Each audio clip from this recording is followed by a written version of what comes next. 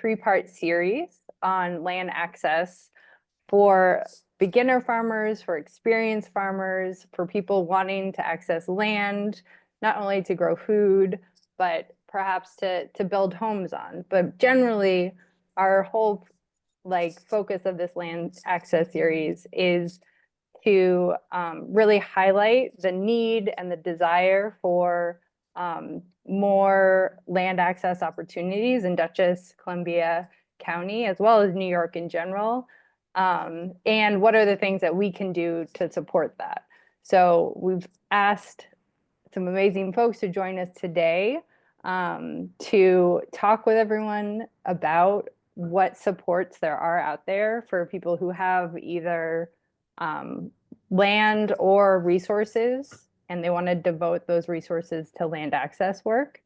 And it's the third in a series. So we started with a little bit of history of the why. Stephanie from NEFOC, Northeast Farmers of Color, presented talking about history of Indigenous folks on this land, and also the huge disparities that we see across the country around land access for specifically Black people, but also BIPOC people in general. Right now, only 1% of all land is accessible to Black farmers in the United States, which is a huge disparity. And we are here to try to tick that percentage up higher in the little ways that we can in our county and with the folks that we know. So we had that amazing start to our three-part series with Stephanie, and then we were at the Millerton Movies House, so we talked to some great presenters about their land access stories, so from farmer perspective to landowner perspective. And now we're in the last part with our technical support providers who are here to really guide, like, how is it that people can do this? What are the supports locally, so that this is as easy as possible and feels as supported as possible? Because there are a lot of people dedicated to this work. They've done this for, decades, and there's a lot of experience in this room, in the Zoom room, with people who are doing incredibly important work to make this as easy as possible. So I will do a little overview of the agenda today. So we are here for a little under 2 hours. It's a long Zoom, which is why I say get some water, snacks, all your things. And we're going to start off with some introductions. So the three host organizations are going to introduce themselves. And then I'm going to give it to Cameron, who's going to introduce all the technical support providers. And each technical support provider from around 5:30 to 7 will be presenting on what services they provide, and also having time for questions. So as each presenter presents on their work and their offering, take notes so that you can ask questions right after they're done talking. If we have time, we can kind of follow up at the very end with more questions, but we have a lot of presenters, so we'll see what we can do today. And I just want to give a thank you to two of our sponsors who made this possible. So Scenic Hudson and Berkshire Ag Ventures, who donated the funds for this series. So without any more details about the rest of the 2 hours, I'll just give a little intro about Rocksteady. Today we actually have a couple of our staff here. We've got Noah, who is the core organizer of this three-part series, who's present with us today, as well as Darian, who is our new education manager. Rocksteady Farm is a queer and trans-led cooperative farm in Millerton. We focus on farmer training for queer and trans and BIPOC farmers specifically, as well as food access and advocacy, which is part of what this series is. It's really us advocating and engaging in some of the structural and logistical pieces that prevent BIPOC farmers that we're training from doing the work that they want to do. And we see a lot of demand in our group of people locally who are going through our training programs for wanting to live in this area, and they want to grow food and feed their communities. So that's one of the reasons why we're doing this series, is because there are a lot of amazingly talented people who want to do this work locally. So that's a little bit about Rocksteady. We also have a CSA. So if you're local, you can sign up for our sliding scale CSA. We grow delicious vegetables. So huge shout out to all of our farmers. And I will pass it over to Julie. Thank you, Maggie. It's so great to be back with everyone. And thanks to everyone for coming out tonight. We really appreciate you putting time into this. So the Dutchess Land Conservancy is a land trust. Our office is located in Millbrook, which is right in the middle of Dutchess County.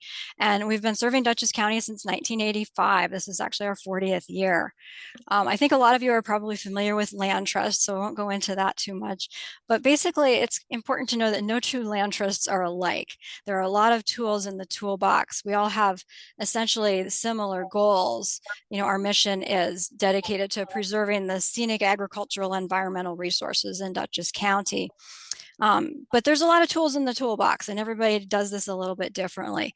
So our primary mission has always been to engage with private landowners and work with them to protect their land using conservation easements. That's a tool that is it's a perpetual easement, so it's protecting the land. It runs with the land, so no matter who owns it, it's always protected. And to date, we've protected almost 48,000 acres using that tool. Now, a big part of our focus has always been farmland protection and conservation of these lands, and working closely with the farming community. That adds up to over 21,000 acres of farmland that we've protected in our history. And so we're working with individual farmers to protect their lands through various programs so that that farm can remain productive over time. And also participating in the Farmer Landowner Match Program, which Cameron will talk more about, basically which connects people who want to farm but don't have access to land, and people who own land and want it to be farmed but don't have the time or expertise to do it themselves. So we've been partnering with CLC on that program for many, many years.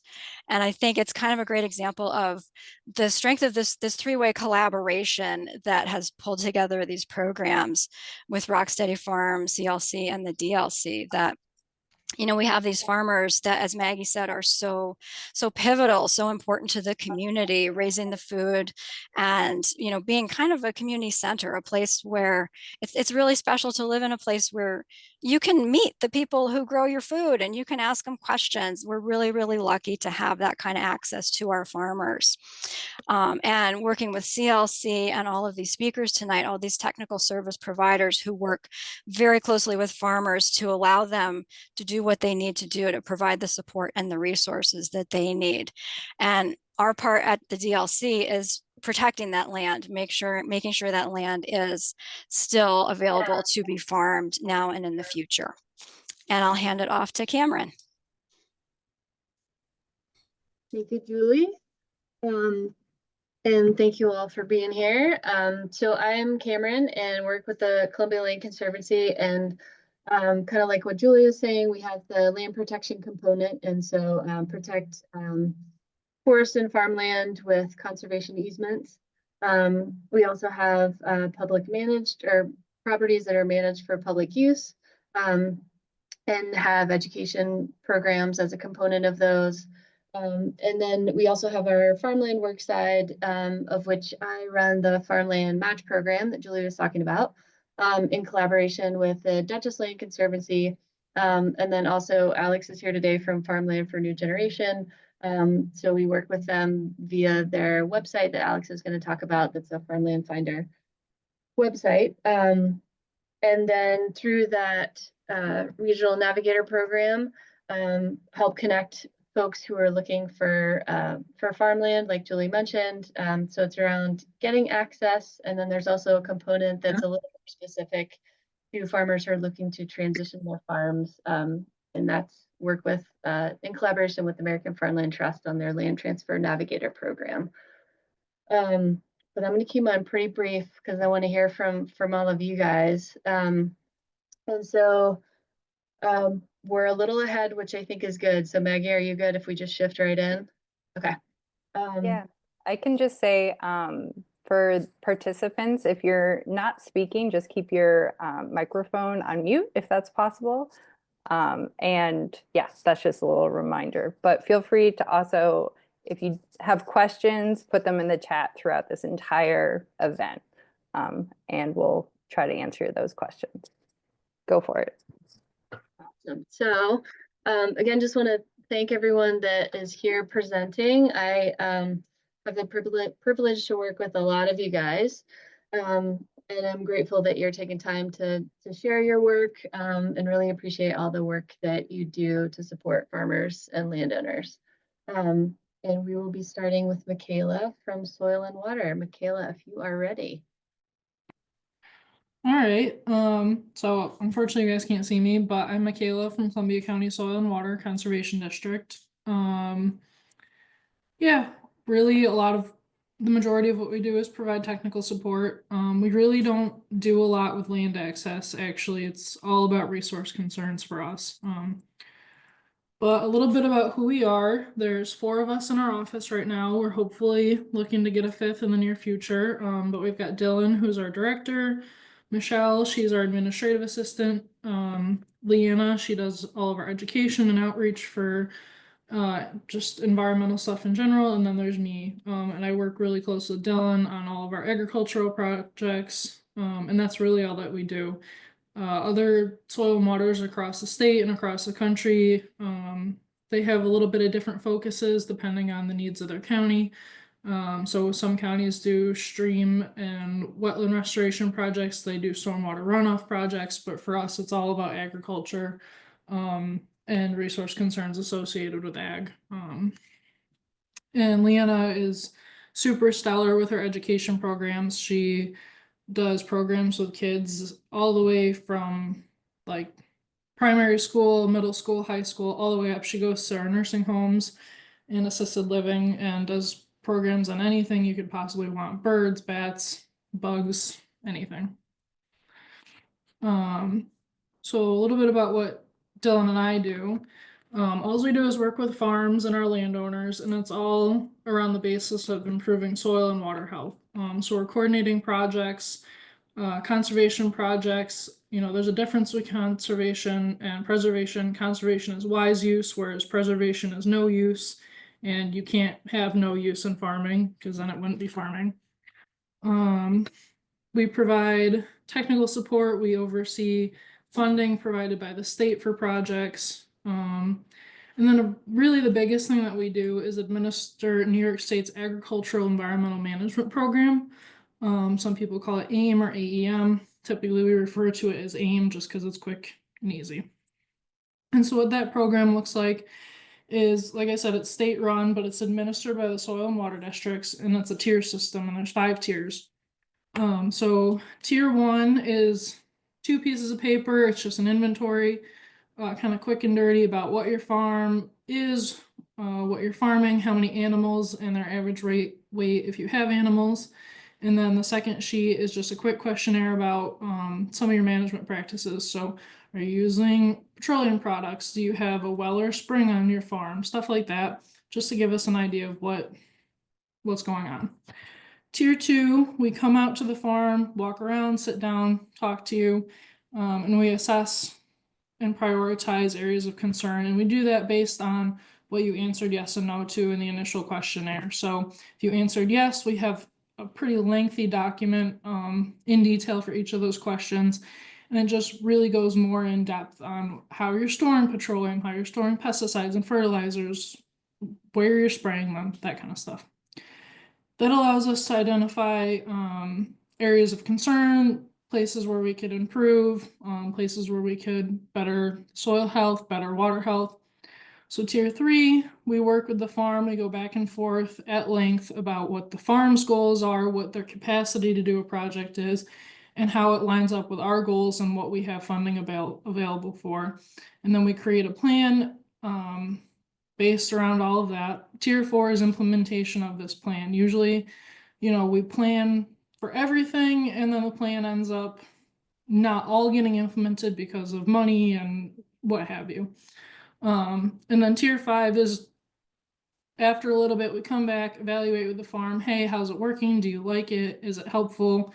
Is it mitigating the issues we initially saw? So that's really kind of a super quick discussion about what we do. But that's my contact information if you ever need to get a hold of me for anything, if you've got questions. Yeah. Thank you, Michaela. Yeah. So the next person up is Jim and Joya from Northern Dutchess Agricultural Contracting.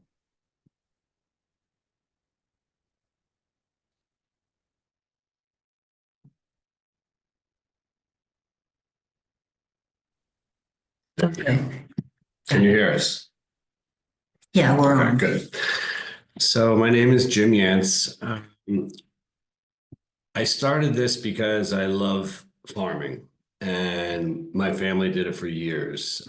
My great-grandfather came here from Germany, 1860, and bought this property in 1903 and planted an agricultural.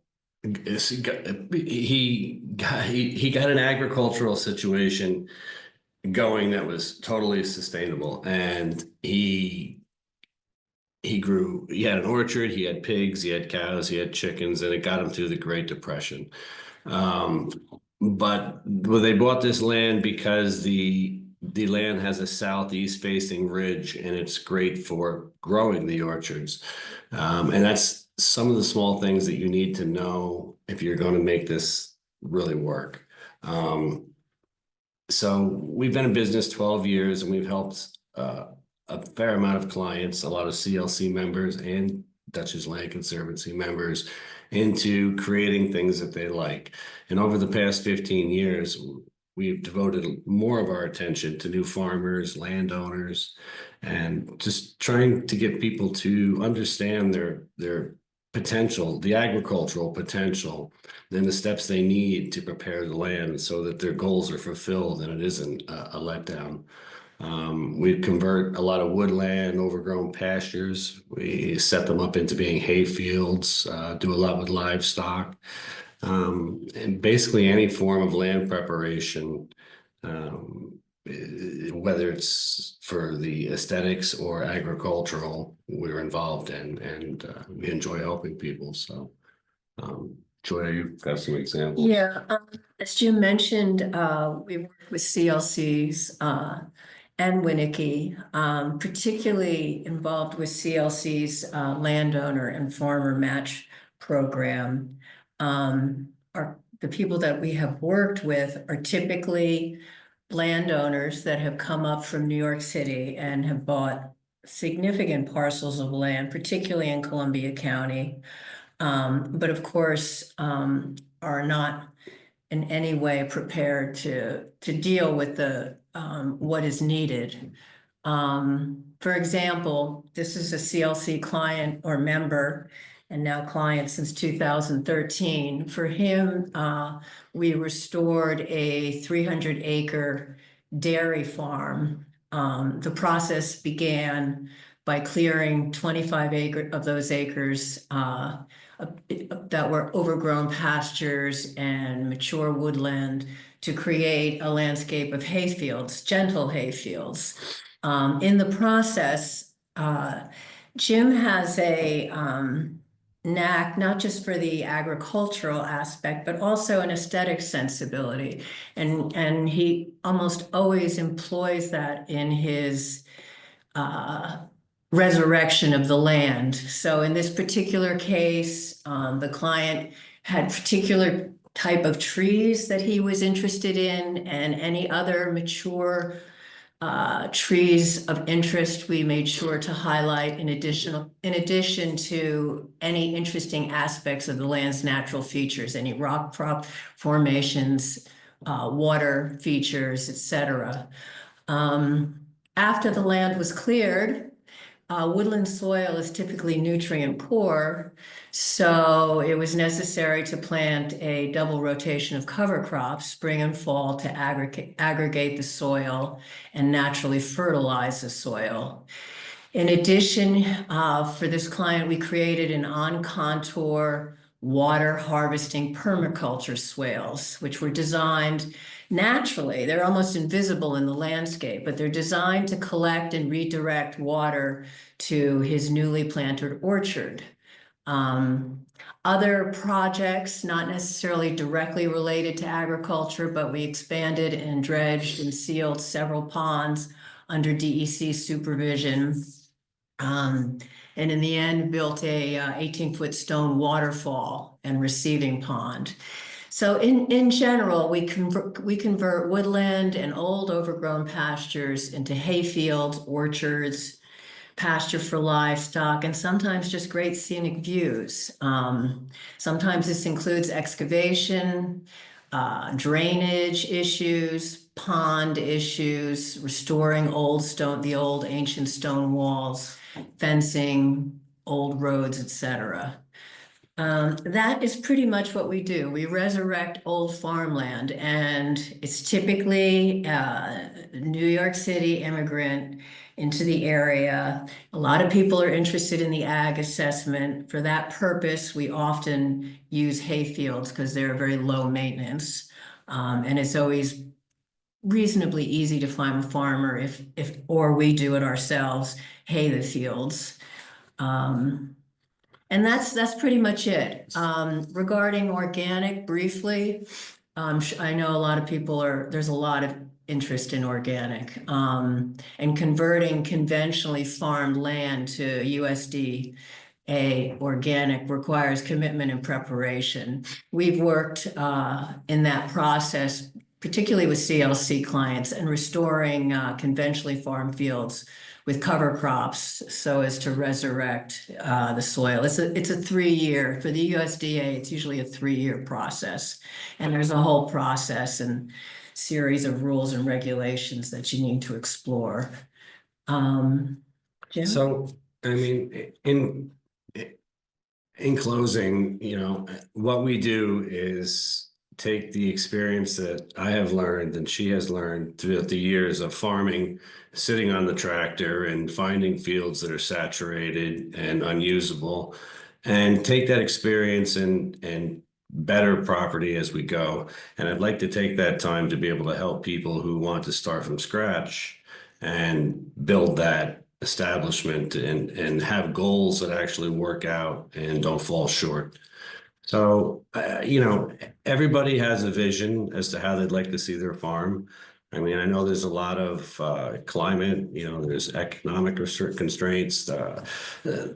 All farms will endure if they do the homework and put their heart into it. So,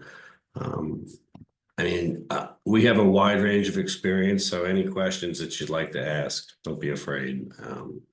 I know that we probably didn't drive the point home of exactly what we do to help people, but every situation is different. And I find that until I put my feet on the ground on those farm pieces, that's what really truly tells the story of what is useful and what is not useful. So. Yeah, we all want to keep our region's rural character intact. And so we're very excited to continue working with CLC and meet people from Dutchess Land Conservancy and Rocksteady Farm, and we appreciate all that you do. Thank you, Jim and Joya. You're welcome. And so next up, we have Alex from Farmland for New Generation, New York.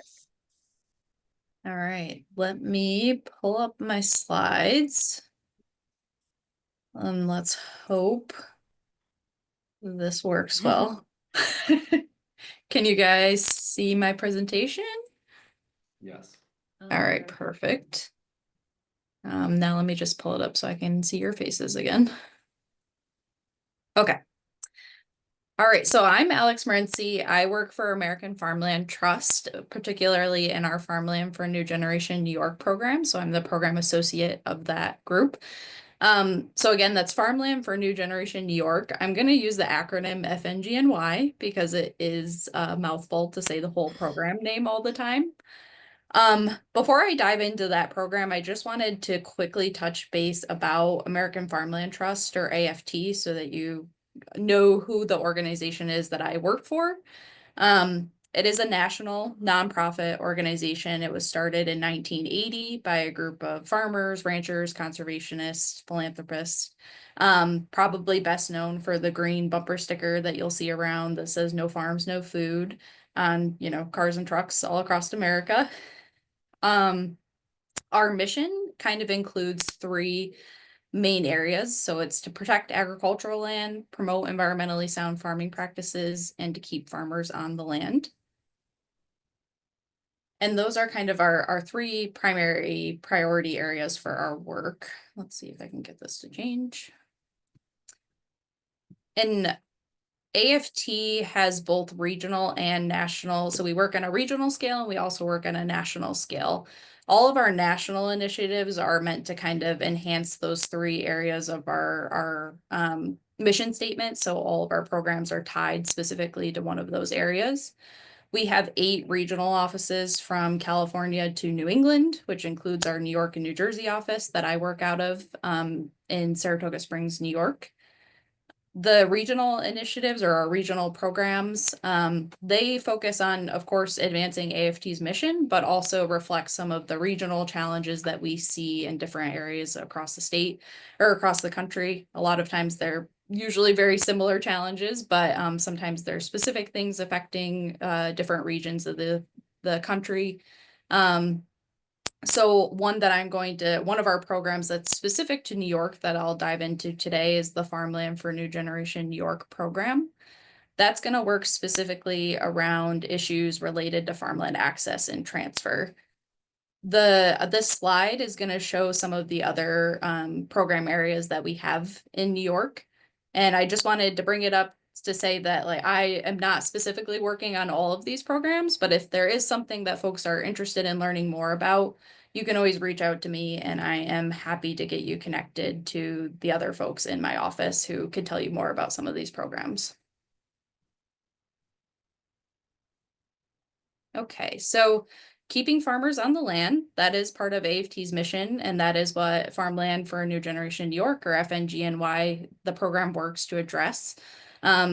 If you've participated in the other classes that were part of this workshop series, you probably have heard that finding affordable land is really a major challenge for new and beginning farmers, especially when you're looking to, start a new business, which is really infrastructure and equipment intensive and requires a lot of upfront financial investment to be successful.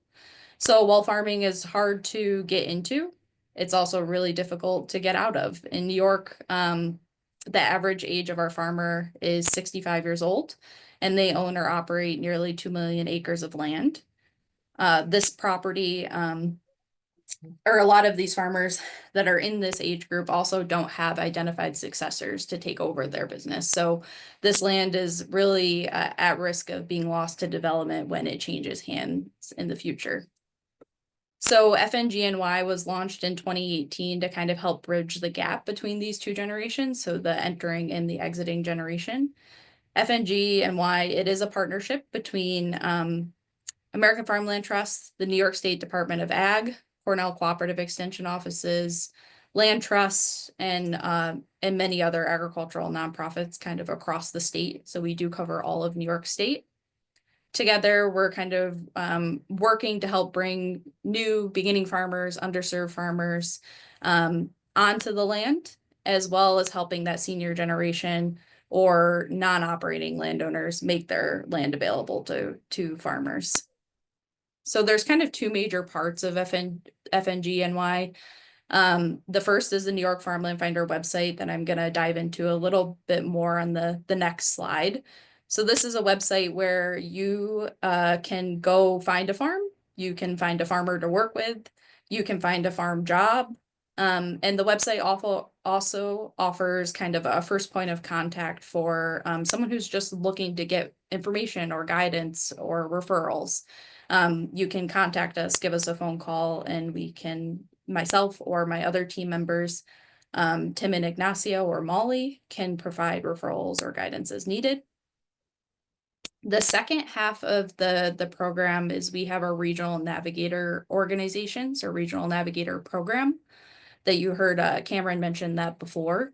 So these are organizations across New York State that are offering on the ground customized support for farmers and landowners. These regional navigators are organizations that they're all working on either farmland access, transfer, or to conserve farmland. So depending on what you're looking for, there's usually an organization who is able to help provide support, and they're working on the regional scale, so in their service areas, being the boots on the ground for really a wide range of services.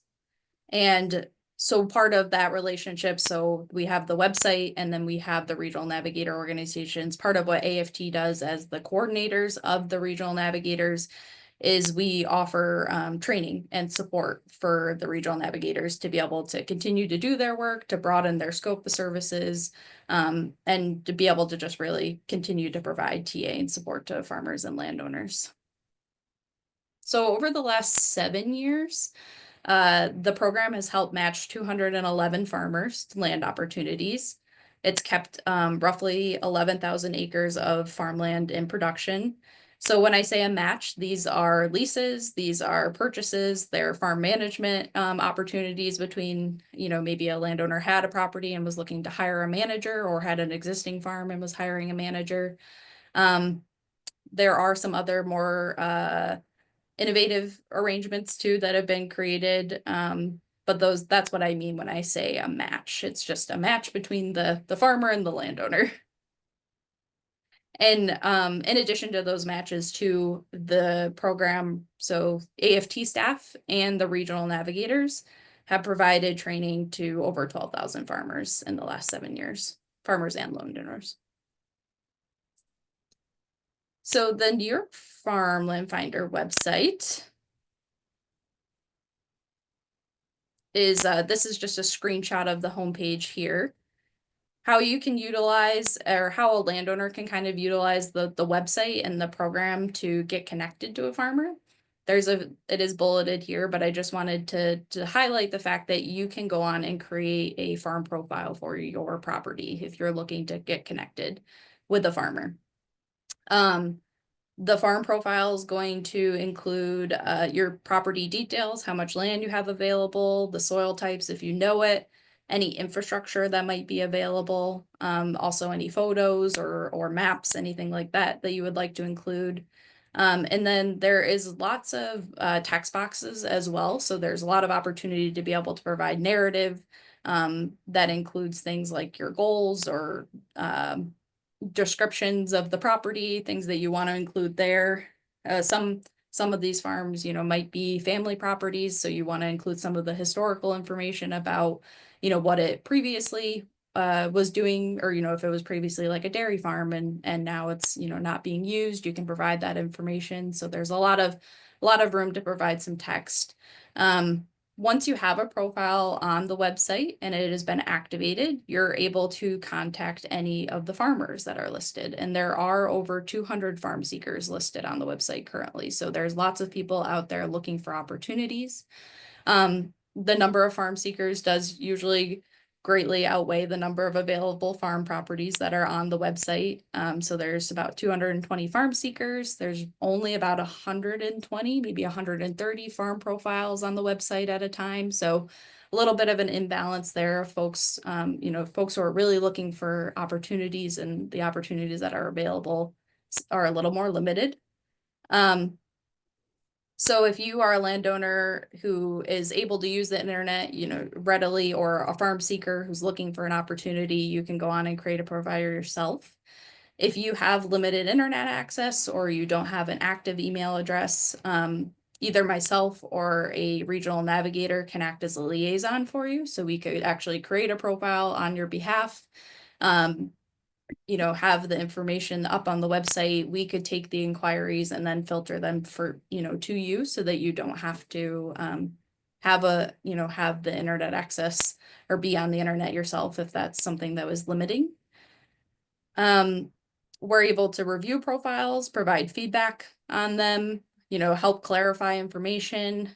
That's going to be really useful for anyone who's using the website, because every time a profile is updated, it kind of gets a little refresh button. So it helps keep it like up in front of people's eyes when you're updating it pretty frequently. So that's something you can take advantage of. And whether you're looking to sell your land or lease it, make a cooperative agreement opportunity, or maybe you want to work to having a cooperative land ownership, we have all of those arrangements on the website. So it's a pretty wide range. It's what kind of separates the New York Farmland Finder from more traditional real estate sites, in the sense that you are able to be creative about the type of arrangement that you're offering.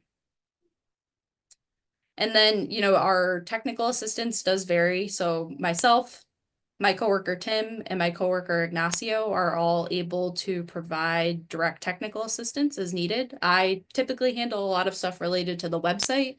I'm also working with landowners who are looking to transition their farms to the next generation. Tim and Ignacio can do a lot more direct technical assistance, and Ignacio is able to provide his service in English and Spanish as needed. And he is able to help folks use the website as well if Spanish is their first language.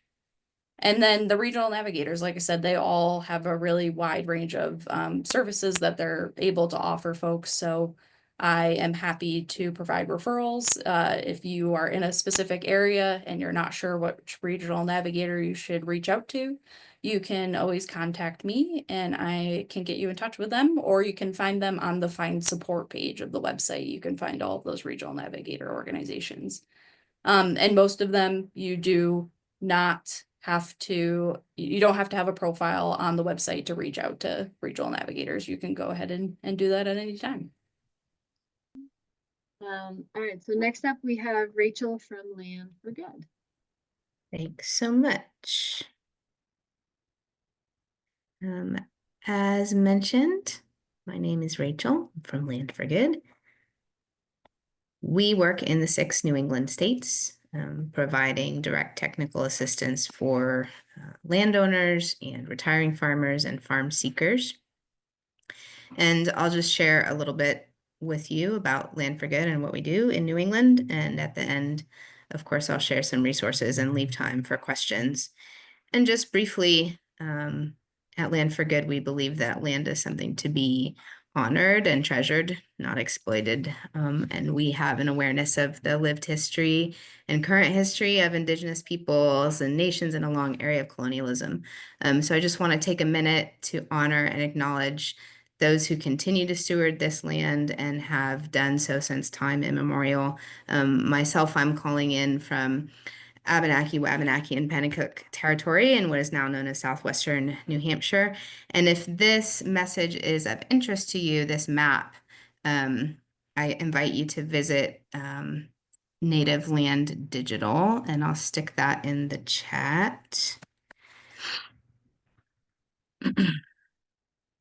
And that will allow you to look at your own place where you live to learn a little bit more about the history and the peoples who are there.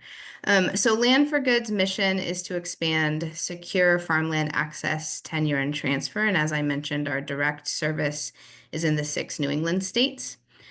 We work with 4 main audiences: farm seekers who are looking for land to start or expand their operations. So we work with folks at all stages of their farming career. Landowners who want to lease or gift or sell or otherwise share their land with a farmer. Community members, organizations, other ag professionals and service providers, governments, municipalities who want in some way to support these endeavors, and as well as retiring farmers who are looking to transfer their farm business, similar to what Alex was just talking about. And so since tonight is supposed to be primarily focused on landowners, I'll share a little bit more with you about some of the services and supports we offer for landowners. So we help both landowners and farm seekers by providing, as I mentioned, technical assistance and advising. And so for a landowner, that could look like if you're not clear about what your property might have to offer to a farmer and you live in New England, one of our field agents could come out and walk the property with you and help you figure it out. If you're already at the stage of knowing what you have to offer and that you want to share, we could help you navigate the lease arrangement. We can help answer all kinds of questions about the ins and outs about how to share land. And then we have a plethora of educational materials, both for non-farming and for retiring landowners, as well as for service providers to serve those audiences. So if you're any of those folks in the room, chances are we have something useful for you. So we can, in conversation with a landowner, help you articulate your goals for your land. A lot of times people come into this with sort of an excitement or an idea, but they're not quite specific about what that could mean yet. So we can help you walk through some of those questions, think about the kind of farming your land can support.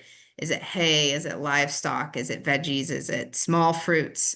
Is it bees? There could be many different things your land could support. And then we can also, in the course of those conversations, connect the landowner to service providers, advisors, information, anything that we can't offer directly. And then in collaboration with the New England FarmLink Collaborative, we administer the New England FarmLink Finder website, which is similar to the FNG New York farm linking website. It's a clearinghouse for farm properties throughout New England, specifically geared to help farm landowners and farm seekers find each other. So working with a farm landowner who's interested in doing that, we could help them craft a posting for their property and get it up on the website. And so I mentioned that one of the things we do is we can help landowners articulate goals for their land. This is really important because your goals and your values will inform your vision, and that will help you articulate it to a farmer. So there are questions you can consider, like where are you in your life journey? What are your personal goals? Do you live full time on this place? Or are you there back and forth? What kind of arrangement might you like? How do you and your family think about land ownership? What does that mean to you? Why or how did you acquire this property? What are your long-term goals for the property? Do you need to actually gain an income, or do you have other goals? Do you have an internal value to support beginning farmers? There are a lot of questions to think about that can help you get specific, because you want to be able to communicate that clearly to someone who's considering your offer. And your values are informed by your own personal experiences, your views, your family, your social concerns, your business. They don't really change your underlying values from moment to moment. They inform how and why you make your decisions. And so things we've heard from other folks who are considering sharing their land, maybe they care a lot about hard work. Or maybe historical use of farming in the Northeast is important to them, or maybe they have a deep awareness of the importance of local and regional food systems and they want to help support that. So only you and your family know what your values are and why you might consider something like this. And so Land for Good, in our conversations with our landowning clients, can help people get more clear about that. And then, of course, your goals and your values can lead you into articulating your vision. And that's pretty important before you reach out to a farmer. It's a little bit like dating or finding a therapist. It helps to know what you're looking for. And so as these conversations with landowners evolve, we might ask you to think about questions like, well, how does your ideal farm look? Like when you imagine stepping outside, if you live there, stepping outside your door every morning, what do you see and what do you hear and what do you smell? Who's involved? How involved are you? Are you just sharing? Do you want to participate? Are you actually looking for a farm employee, not a different kind of arrangement?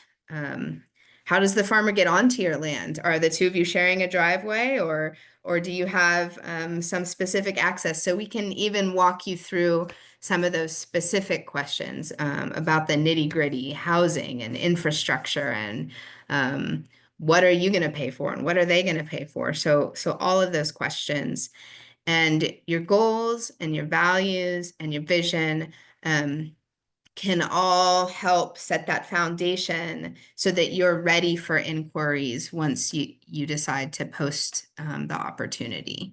So it's just important as you're considering the possibility of talking to a farmer to make sure you know what you're offering.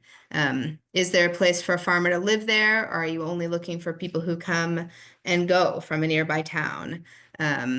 And do all your family agree that this is something you all want to do? So this was just a brief overview. Since you're hearing from so many of us this evening, I'll make sure to stick these 3 links in the chat so that you can access them. But our website is full of resources. They're all available to you at no cost. And I just want to point you specifically to 2, Toward Land Justice, which is one of our most recently published guides that can help you think about questions of racial justice and social equity as you're thinking about sharing your land, and then a more general guide to leasing specifically, because we get a lot of questions about sort of the details of leasing. We have Amber from the New York State Ag Mediation Program. Hi, everybody. Let me get the screen share up for you to see. So thanks for having me this evening. I'm so happy to be here just listening in to all of these presentations, and I'm taking furious notes, and we'll have lots of referrals coming to all of you so far. So thank you for the opportunity to talk about the work that I do, but also to learn about all of the resources that are new to me.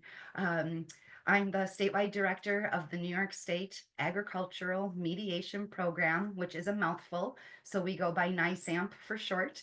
We are a statewide, fully funded mediation program, and we are funded through the Farm Bill, which is a little concerning right now, but we are optimistic that the value that we bring to the agricultural community will cause our representatives to advocate for continued funding. And the reason that funding is so important is because everything we provide to the agricultural community, we are able to do so at no cost. So since 2001, we've served more than 10,000 people through our program. And we exist so that when a landowner or a producer or an entity connected to the ag community has some type of dispute, disagreement, difference of opinion, whether it's on a contract or an interpersonal or family type issue, they can come and use NYSAMP services to help them have that difficult conversation, renegotiate the terms of a contract, figure out how to make their teams run better and decrease conflict on the farm or in their CSA. It's a really portable, and it applies to all. I make a joke and I say, if you can fight about it, we can mediate it, right? So if you want to leave with a quick reminder of what we do, that's probably the best takeaway that I can give you. This screen right here just shows you that we help people with a variety of services.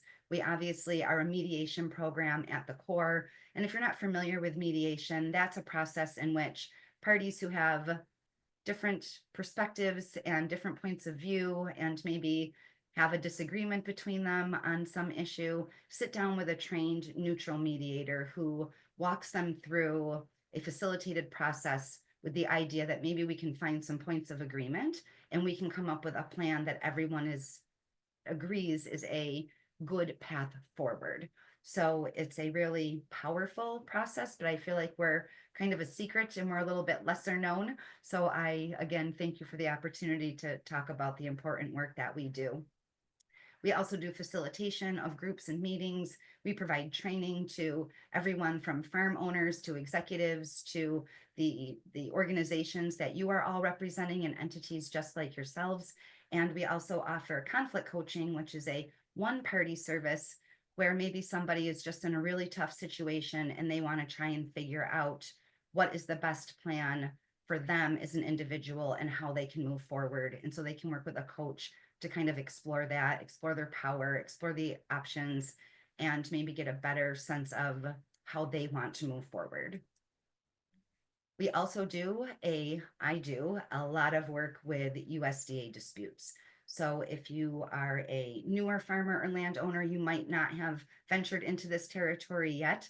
But if you have been around ag at all, you know the USDA is involved in lots of aspects of agricultural production and land and loans and organic certification.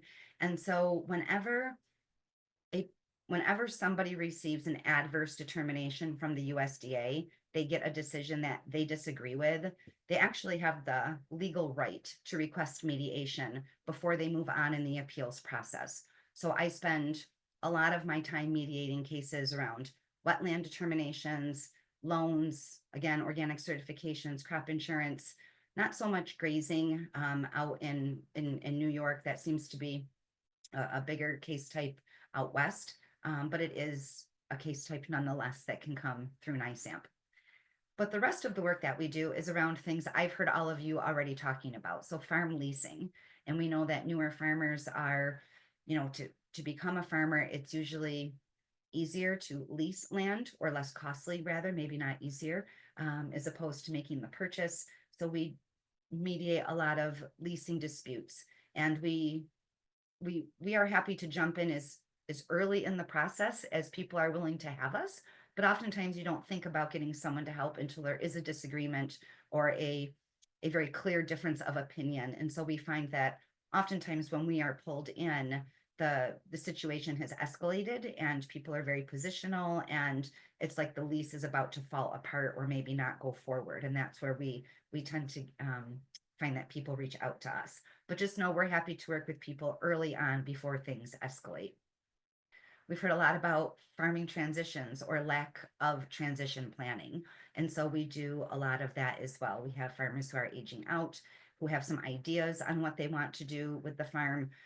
We have some families who want to give it to their children, but maybe the children don't want to be full-time farmers and have careers already established or live out of state. And we really help folks navigate those conversations, especially when they're between family members, to talk about transitions and help them make a farm transition plan. I just want you to know that outside of the USDA, again, we help producers and landowners and our farmers with any type of dispute they have. So maybe you have a right to farm issue and you have an upset neighbor. Maybe there's something going on in your community at large, right?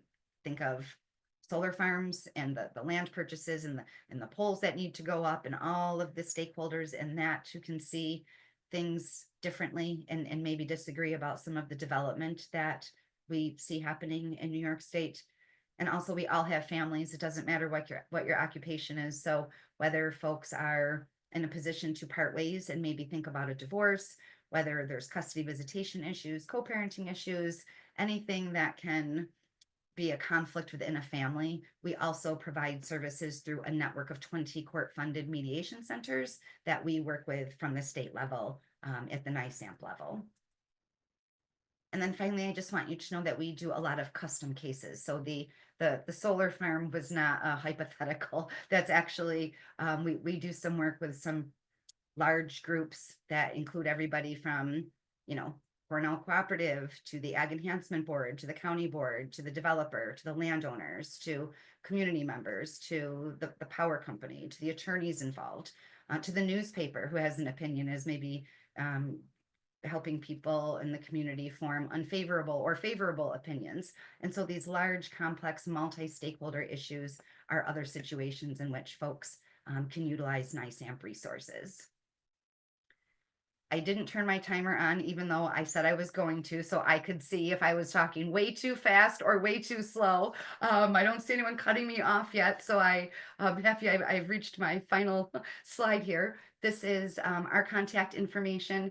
You can go to nisamp.com. We do have a lot of really great resources. We have a lease transition guide that's like an interactive workbook. So it gives people kind of a flavor of, I think whoever I lost her on my screen, the wonderful woman speaking right before me, talking about, the nitty gritty, right, of these details. It's not just the monetary piece and the survey of the land. It's, you know, are you going to live on the property, and what does that look like? And what if it's the day before you're ready to sign and the landowner says, but by the way, I've decided I really want my horse to stay here, right? Like, right.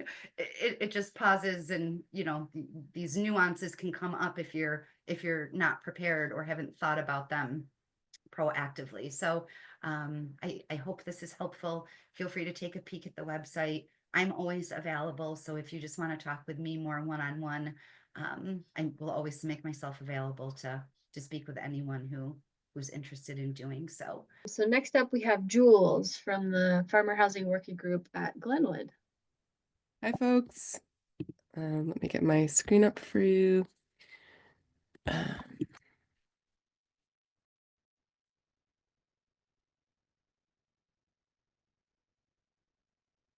Hey. Assuming everyone can see that. Okay. So, hi everyone, I'm Jules. I'm from the Farmer Housing Working Group. We are being incubated at Glenwood, the Regional Center for Food and Farming that's in Cold Spring, New York. So I would like to present on how landowners can provide access to farmer housing. Ooh, how do I just trying to advance the slide here. There we go. Okay, so housing access is part of the land access need. If farmers have access to land but not housing, then they still are not able to farm. Land and housing go hand in hand. So I wanted to share about the background of the Farmer Housing Working Group. It's a grassroots effort that was formed a few years ago with 16 farmers who identified this need and wanted to address it in the Hudson Valley. And that group got funding and hired me. So I just started. And so we're one staff person and an advisory committee. And we're currently facilitating the development of farmer housing. And in the future, we are going to be a developer of farmer housing.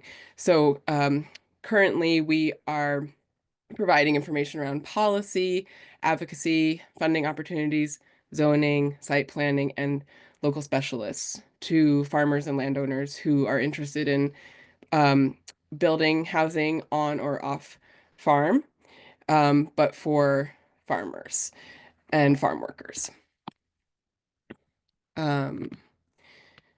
Whoops, somehow that, okay. So the Farmer Housing Working Group conducted a survey, and they surveyed 40 farmers and 40 farm workers in the Hudson Valley to determine and to demonstrate the need for housing. So I just want to walk y'all through some of the results. So a lack of a stable place to live for 3 or 4 months was experienced by 27% of the participants, and another 35% will need to move in 3 to 11 months. And most farmers are cost burdened, meaning housing costs are more than 30% of their household income. So 60%, and then 37% are more than, sorry, are severely cost burdened. And this was considered the most urgent issue for 20% of the participants and a major issue for 45% of the participants. It was also lack of housing is a major influence to depart from agriculture or the region. So 5 out of 10 folks said that housing is a moderate concern, and 4 out of 10 said that they are considering leaving the field because of housing difficulties.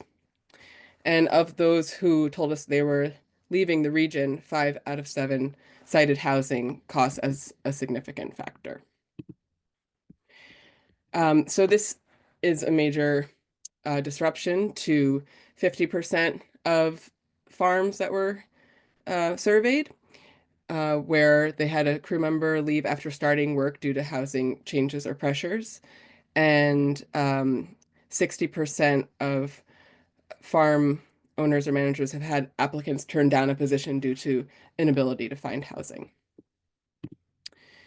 So the housing that is needed, we found in this survey, is mostly 1 to 2 bedroom rental housing, and some three bedroom ownership opportunities, and then mostly in rural settings, and that it should cost somewhere between $850 and $1,450 per unit. So with all of that in mind, I will share about how landowners can provide access to farmer housing.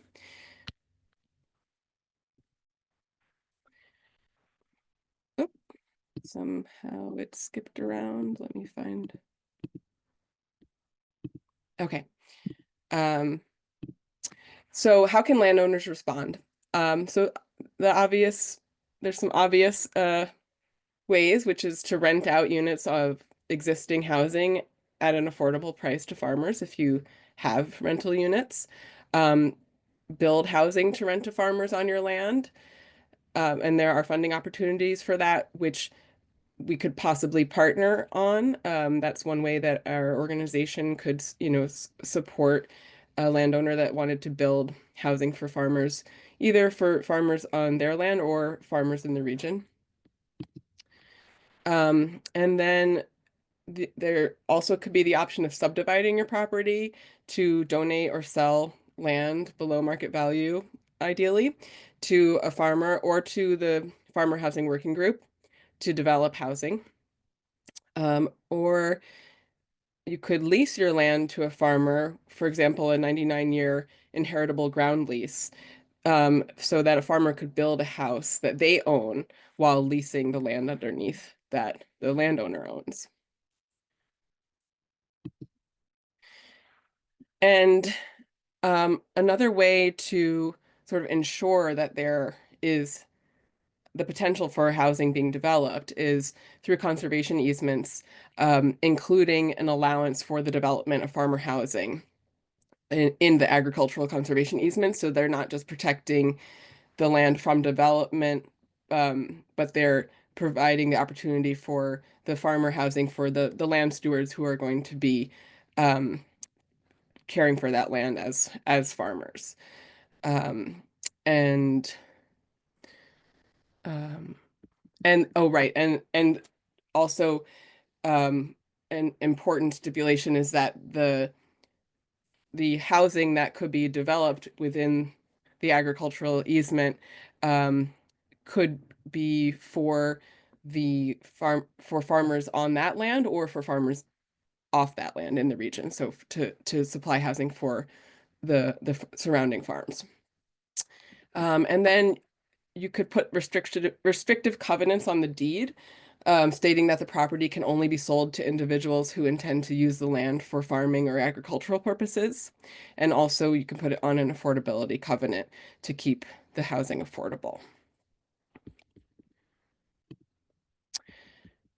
So that's what I have for you. And since we're a budding organization and we're just in sort of conducting a landscape analysis right now of what are the opportunities for building, who wants to partner, what is the need, and how can we respond? I would love to hear questions from you all, or if anyone wants to reach out to think through something, I'm happy to be a thought partner, happy to learn, how we can provide the most benefit to landowners and farmers to build housing in this region. So yeah, you can reach me here, and you can visit our website at hvfarmerhousing.org for more information.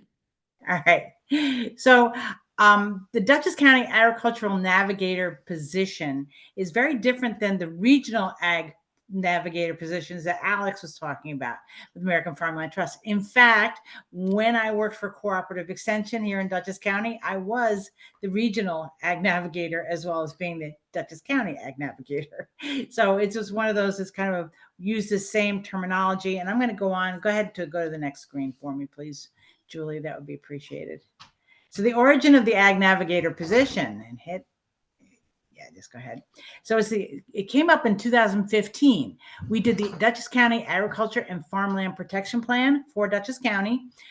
There's a link to it. You can find it pretty much anywhere. I think if you go to Dutchess County Planning and Development, it's up there. But anyway, go ahead and hit the next button.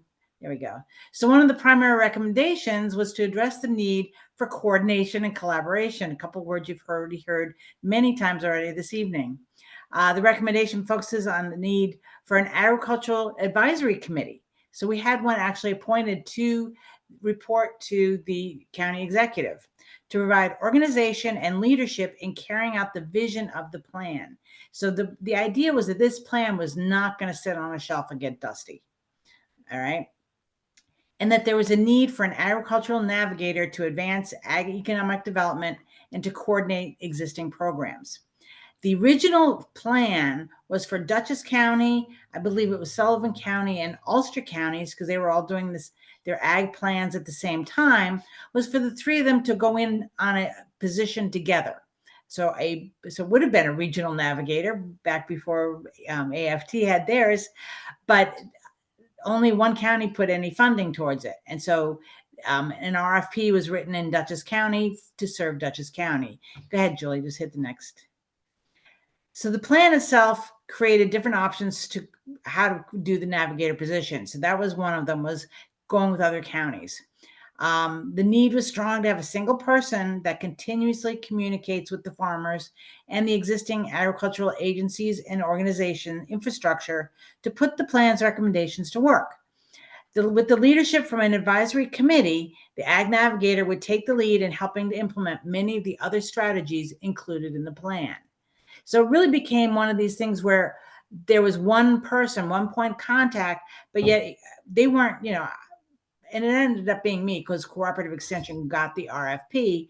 I ended up being the ag navigator for Dutchess County along with my regular Cooperative Extension duties. Go ahead and hit the next slide. So the role became, and still is today, go ahead, acts as a conduit for farmers. There's the important part, municipal officials.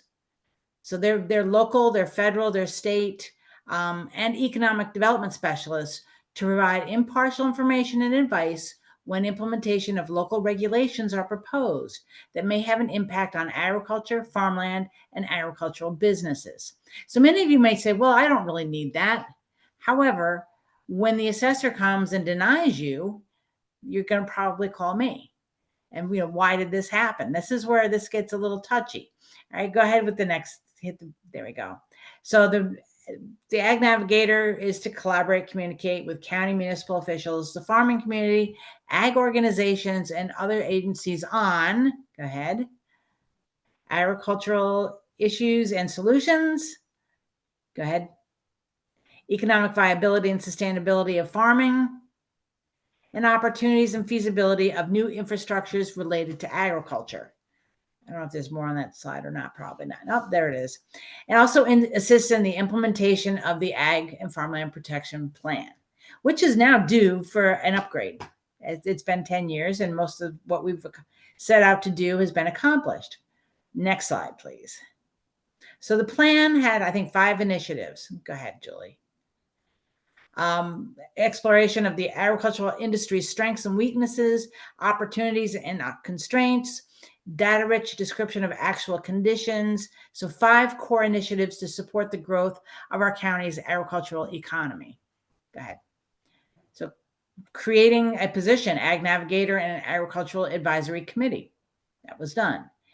Ag economic development and business retention and expansion program. And what does that mean? That's a lot of economic development kind of gobbledygook sometimes when they put that through together.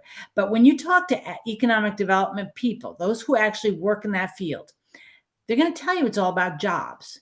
And we all know that farming doesn't offer a lot of jobs. So one farm may only have 4 or 5 employees.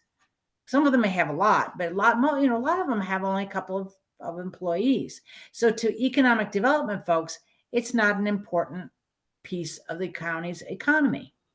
And so we are really fortunate to have a gentleman who really does understand. He understands it's not just the jobs, it's the infrastructures, what they're purchasing, how, they're getting their hay locally from another farm. They're getting, they're offering housing that isn't on the farm. They're doing fence building. They're buying fertilizer, et cetera, et cetera. The farriers there. All those things are really important to the county's economics. So next initiative, farmland preservation.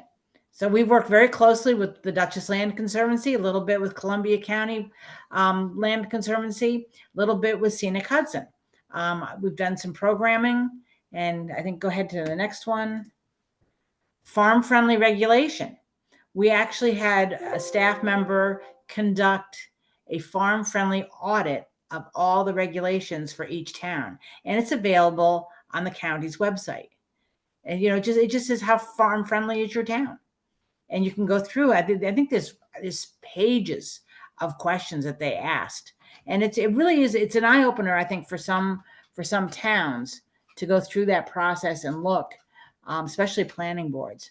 And initiative number 5, it's kind of a broad-based marketing, public relations, and awareness. So back, not that I had anything to do with it, but I was involved at some level.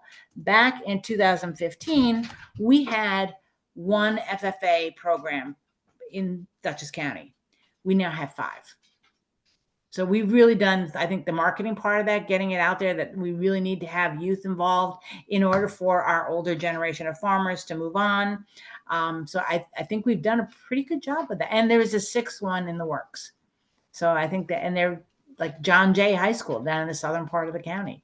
Awesome to see these things come through. Okay, next slide. So the plan and its resources, and I think that, I don't know if those are hot links or not, but I think that in your list of things that you're emailing out, it's pretty easy to find, like I said, but we have, besides the Farmland Protection Plan, we have an executive summary, so you don't have to read all 110 pages. A lot of appendices. So we have a model ag data statement for towns, for them to present to the Ag and Farmland Protection Board. We have the model ag disclosure notice for realtors, to let them know that they're moving, that they're selling a house to somebody who's, next to a farm. They have the modified site plan review law. We have a right to farm law. So there was a model one in there for other towns. If towns wanted to create their own right to farm law, we actually have one for Dutchess County. And we use the New York State ag mediation people they would be one of our dispute people on that committee if there was a problem, an issue. And we also have, what's really cool is an inventory of resources.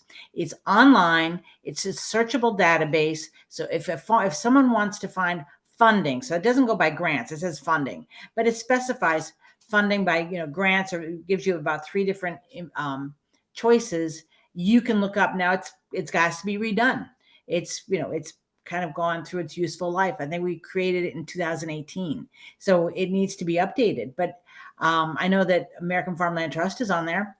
I think that there's, but not all the organizations are on there. And so in the coming year, I think that's one of the goals, is to update that resource, the inventory of resources. Next page. I'm almost done. So going to the Department of Planning, dutchessny.gov, departments, and then go to planning. If you just type in Dutchess County Agriculture, I think you can find the Dutchess County Planning. It is one of the things that pops up first. And also underneath there's the Ag Navigator. And then there's the agricultural plan or actions, which those are the initiatives. So if you go there, we do have the Ag and Farmland Protection Plan is a really big piece of it, but Dutchess County Planning is in charge of a lot of the agricultural funding that goes to cooperative extension. At this point, I retired from cooperative extension back in June. The county asked me to come on and stay on as the Ag Navigator in the interim. So I'm only 15 hours a week right now. But we are in the process of hiring somebody full-time for that position, which is a wonderful thing.